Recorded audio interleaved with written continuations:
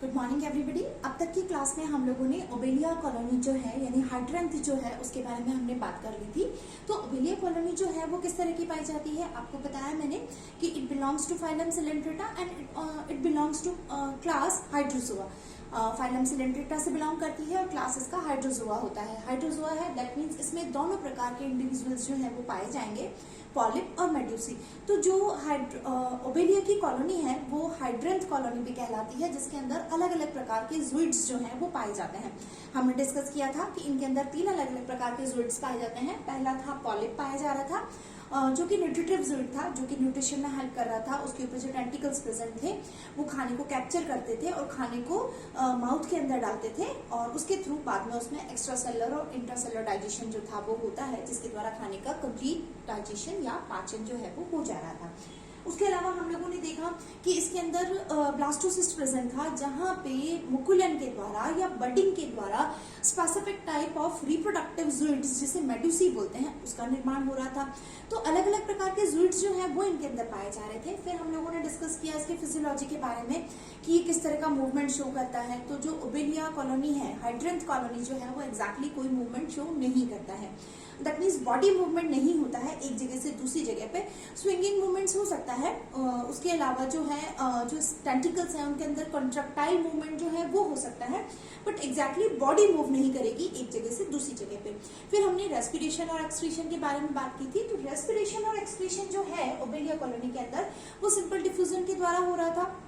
Reproduction की बात करूं अगर मैं, तो ओबेलिया की जो हाइड्रेंथ कॉलोनी है उसमें only asexual mode of reproduction पाया जा रहा था और बडिंग के थ्रू नई कॉलोनी जो है वो फॉर्म हो रही थी। तो यहाँ तक हम लोगों ने बात कर लिया। अब हम बात करते हैं another specific type of zooid which is medusae, और it is also known as reproductive zooids. इसे रिप्रोडक्टिव ज़ुइड्स भी कहेंगे।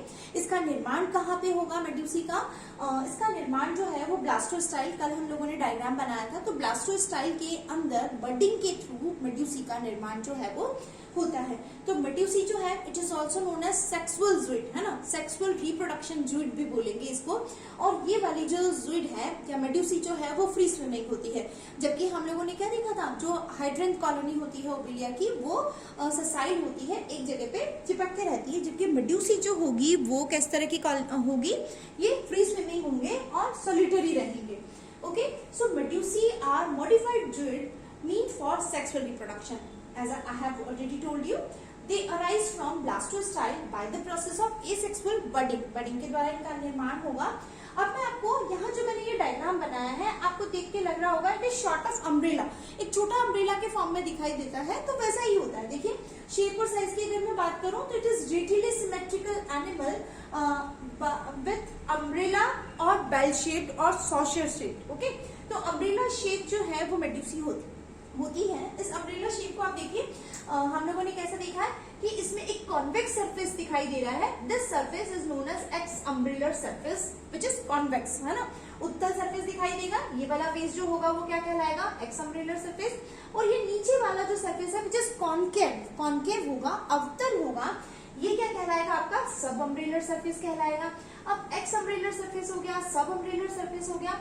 सब अम्ब्रेलर सरफेस की ये जो सर्कुलर दिखाई दे रही है आपको, पेरिफेरी दिखाई दे रही है, यहाँ पे पाई जाएगी सर्कुलर रिंग। क्या पाई जाएगी? सर्कुलर रिंग पाई जाएगी। उसके अलावा यहाँ पे आपको 4 जो है वो पाई जाएगी रेडियल कैनाल, सर्कुलर कैनाल है ये, और ये रेडियल कैनाल पाई जाएगी। रेडियल कैनाल के ऊपर 4 गॉनेट्स जो हैं वो पाए जाएंगे। उसके अलावा आप देखिए जो इसका ये रिम है, सर्कुलर रिम है, it is surround by tentacles. तो जो मेड्यूसी जस्ट डेवलप होती है उसमें अप्रोक्सीमेट 16 टेंटिकल्स जो हैं वो पाए जाते हैं।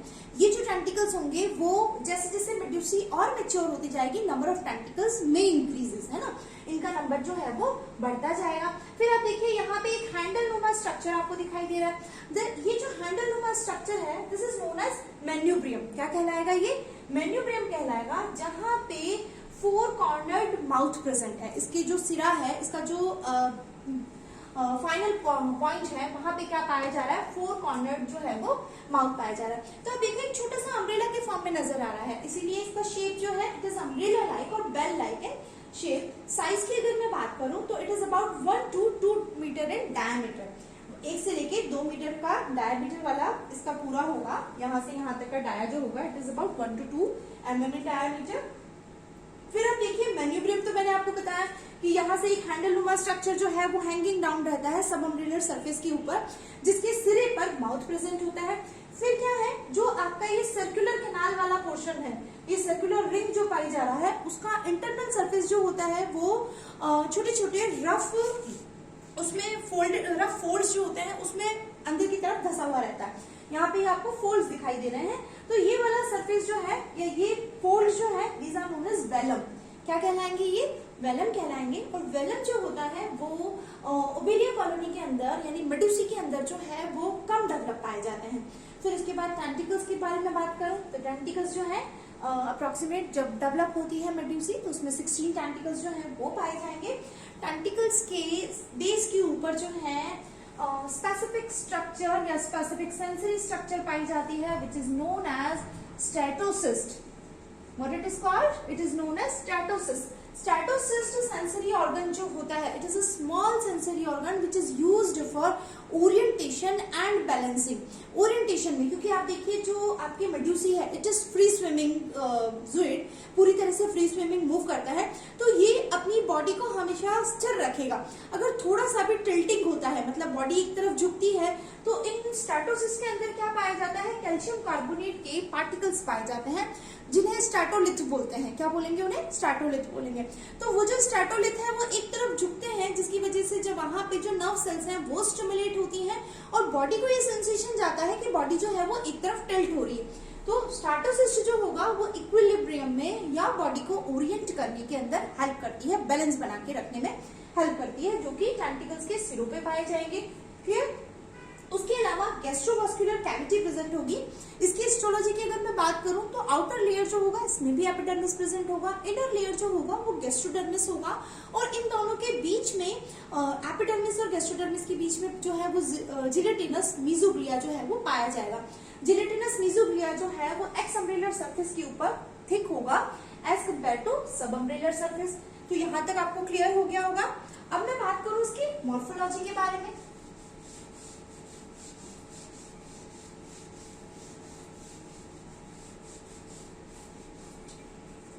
फिजियोलॉजी के बारे में, मॉर्फोलॉजी के बारे में तो हमने बात कर ली है।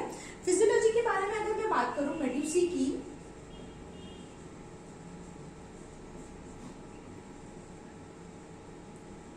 मूवमेंट की अगर मैं बात करूं तो मूवमेंट जो होगा ये फ्री स्विमिंग मूवमेंट शो करता है, फ्रीली मूव करता है, फ्री स्विमिंग मूवमेंट प्रेजेंट होगा इसके अंदर।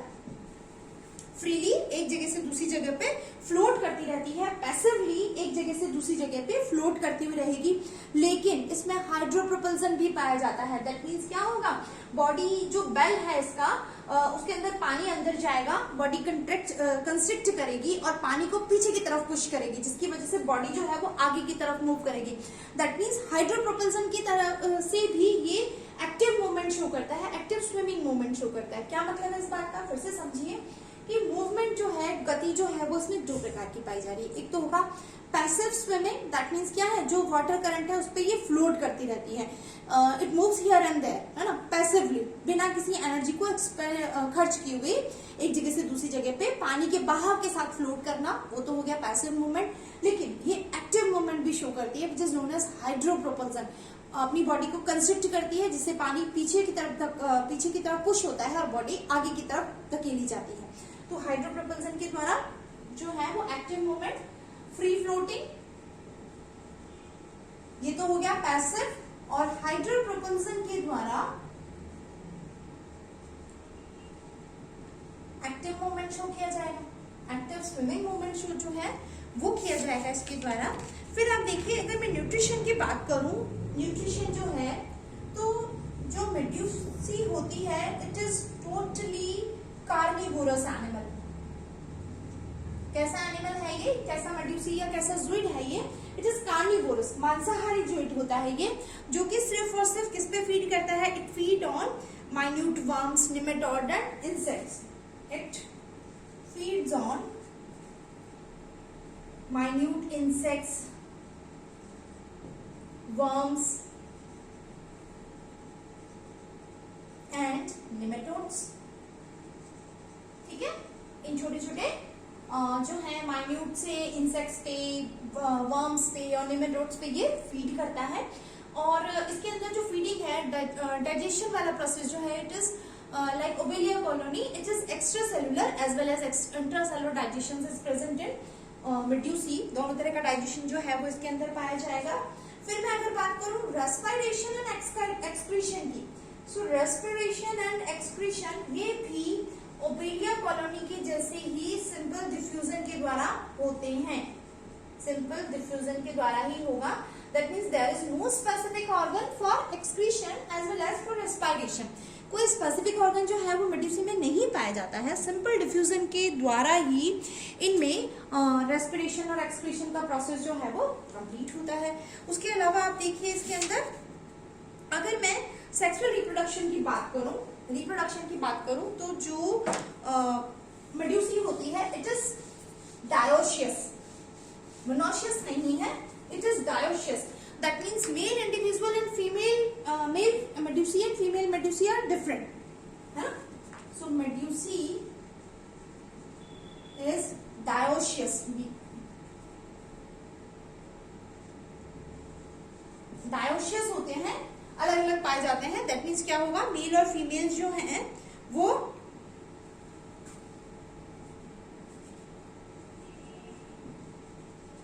dioecious द्विलिंगी होंगे। That means male testis and ovaries are borne by, it means testis and ovaries are borne by different individual, separate individual we can say, दो अलग अलग इंडिविजुअल्स के द्वारा इनमें टेस्टिस और ओवरीज जो है वो प्रेजेंट होती है। यहाँ पे मैंने आप लोगों को गॉनेट बताया है, रेडियल कैनाल के जस्ट ऊपर की तरफ गॉनेट पाया जाता है। It may be of testis और it may be of ovaries. That means अगर मेल है तो टेस्टिस जो है एज ए गॉनेट पाया जाएगा, और फीमेल है तो ओवरी जो है वो एज ए गॉनेट पाई जाएगी, जिनके अंदर ओवा और स्पर्म का फॉर्मेशन होगा। टेस्टिस जो है, टेस्टिस गॉनेट के अंदर स्पर्म का निर्माण होगा, और ओवरीज जो है उसके अंदर ओवा का निर्माण होगा। ओके, फिर मैं बात करूं फर्टिलाइजेशन की। सो फर्टिलाइजेशन जो है वो जनरली एक्सटर्नल होता है। कैसा होगा? जनरली एक्सटर्नल, पानी में बाहर की तरफ होता है, मतलब बॉडी के अंदर नहीं पाया जाता। एक्सटर्नल फर्टिलाइजेशन, निषेचन की क्रिया जो है वो पानी के अंदर होती है। जैसे ही स्पर्म और ओवा जो है वो मैच्योर हो जाते हैं, ये मेड्यूसी जो है अपने स्पर्म और ओवा, अगर मेल वाली मेड्यूसी है तो वो अपने स्पर्म, और फीमेल मेड्यूसी है तो वो अपने ओवा जो है वो पानी में लिबरेट कर देते हैं। फिर पानी के अंदर ही इनमें फ्यूजन जो है वो होता है, और फर्टिलाइजेशन यानी कि निषेचन की क्रिया हो जाती है, और जाइगोट का निर्माण होता है। लेकिन कई बार जो है वाटर करंट के साथ जो स्पर्म है वो फीमेल में, बॉडी में फीमेल ज़ूट के अंदर एंटर करते हैं through circular canal and radial canal, और वहां पे बॉडी के अंदर भी फर्टिलाइजेशन जो है वो होता है। लेकिन जनरली कैसा फर्टिलाइजेशन होगा? It is external in nature, external fertilisation होगा। फिर जो जाइगोट बनेगा, जाइगोट जो है वो क्लीवेज में जाएगा, यानी कि विदलन प्रोसेस में जाता है। फिर उसके बाद प्लेनुला लार्वा जो है वो बनता है, क्योंकि जो सिलिंड्रेट है उनके अंदर परिवर्धन किस प्रकार का पाया जाता है? It is indirect. डेवलपमेंट जो है वो इनडायरेक्ट है। दैट मीन्स परिवर्धन के दौरान लार्वल अवस्था यानी प्लेनुला लार्वा जो है वो प्रेजेंट होता है। तो इस तरह से फाइनली मेडूसी जो है वो सेक्सुअल फॉर्म के रूप में ओबेलिया के अंदर उपस्थित है। पहले हम लोगों ने हाइड्रॉइड कॉलोनी यानी हाइड्रेंथ के बारे में बात की, और अब आज हम लोगों ने मेडूसी के बारे में बात की। तो इसके साथ ही आपकी जो ओबेलिया की टाइप स्टडी है वो खत्म होती है। Thank you so much.